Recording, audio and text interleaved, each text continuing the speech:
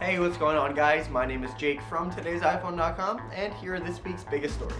Okay, now the first thing I want to talk about today is a rumor going around the web that claims that when the next iPhone comes out, it will not be sporting the Apple traditional 30-pin dock connector, but instead it'll have something called a micro dock. Now, as far as upgrades or changes in a device go, this isn't the biggest one out there, but it is pretty significant, first of all, because there's just always been a 30-pin dock connector. All the iPods, all the iPads, all the iPhones, that's just the standard that Apple goes with, and I say standard loosely because no other company uses that. But, that's Apple.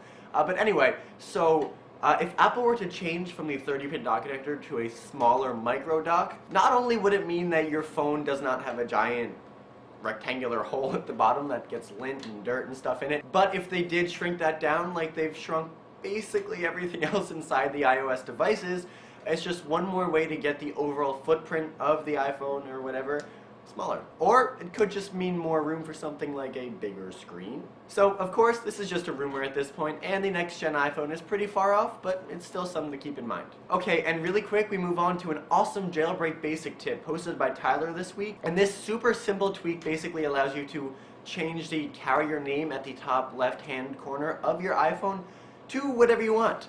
I used to have mine as my name, Jake. Tyler chose a emoticon pile of poop to symbolize AT&T.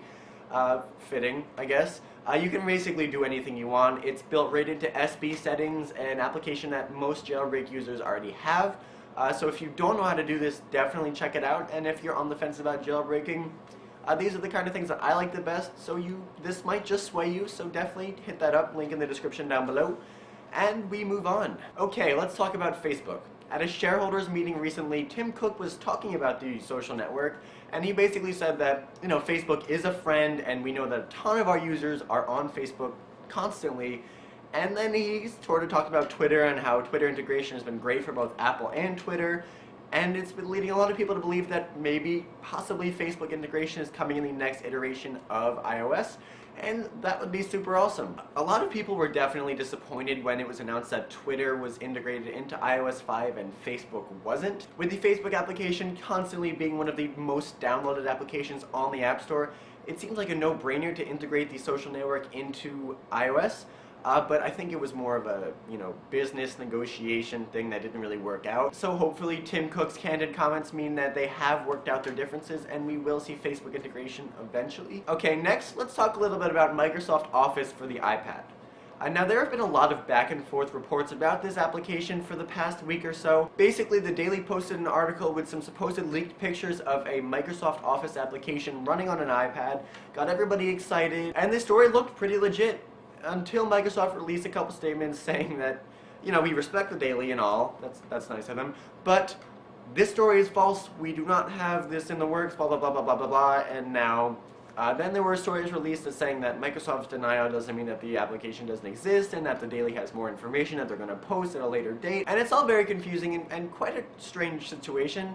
As far as Microsoft Office for iPad goes, I'd say if Microsoft was planning to do this, there'd definitely be a market for it. We've seen with Apple's Pages and Numbers and Keynote that there is a market for these content creation applications on the iPad, and it doesn't really make sense for Microsoft to stay away from this. They've made other applications for iOS before, so it's not like, that's taboo. So in my opinion, I think it would be a great idea to have Microsoft Office on the iPad.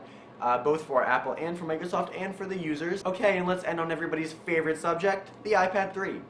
MIC Gadget has gotten their hands on the leaked backplate for the next-gen iPad, and they did a bunch of comparisons between that piece of hardware and the counterpart on the iPad 2, and they are basically very, very similar. The only real differences I can see is that the iPad 3 is slightly thicker, which we already knew, and there's a different camera hole, similar to that on the iPhone 4S, which we also already knew, but that doesn't make the pictures any less fun to look at, and hopefully we will be able to see a finished product and not just pieces of the iPad 3 as soon as possible. Latest reports put it somewhere at the end of February, early March, so fingers crossed. Okay, well that's all the big news for this week, guys. Thank you very, very much for watching. Before I go and leave you the question of the day, oh my god, I haven't taken a breath in a really long time, and your question of the day is, if you had to pick one social network other than Twitter to be integrated into iOS, what would it be? You got Facebook, Foursquare, LinkedIn, you know, all the big social networks. Which one would you find most beneficial, and which one do you think would most, you know,